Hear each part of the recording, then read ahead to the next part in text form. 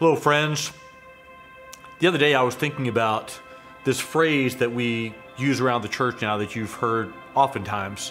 That phrase, pursuing Jesus through holiness of heart and life. And I was remembering back a couple of years ago when we as pastors sat together for a day and really started to think about what it meant to be disciples and how were we going to talk about that here at First Methodist Conroe.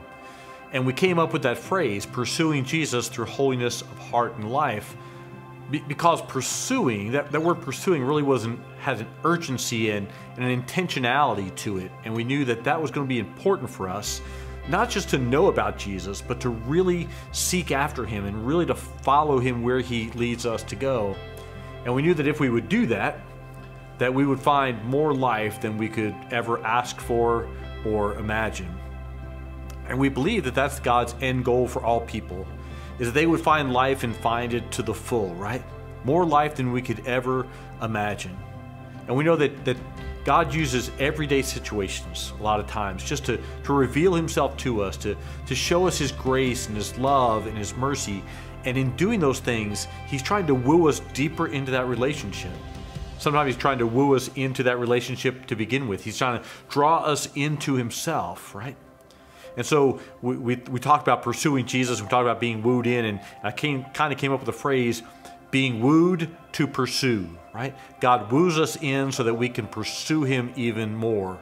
Not that he runs away from us, but that we can go deeper and deeper into our life with God.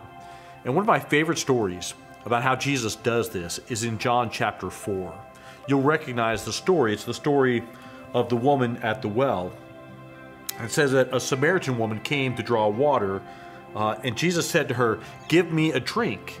His disciples had gone into town to buy food. The Samaritan woman said to him, "How is it that you, a Jew, ask a drink of me, a woman of Samaria?" Because Jews don't often share things in common with Samaritans.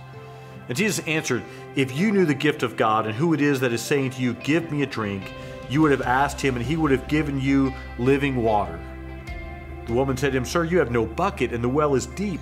Where are you going to get this living water? Are you greater than our ancestor Jacob, who gave us the well, and his sons and his flocks drank from it?" Jesus said to her, "Everyone who drinks this water will be thirsty again, but those who drink of the water that I will give them will never be thirsty.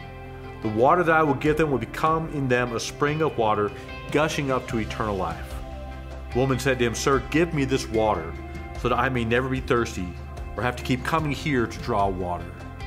See, Jesus took that simple moment of getting a drink of water to explain to the woman that he had more life for her. If she would come to him, he was trying to woo her into that relationship, that she might find more life than she could ever ask for or imagine. That's what we mean when we talk about pursuing Jesus, right? To find that greater life. You are wooed to pursue. So pursue away. God bless.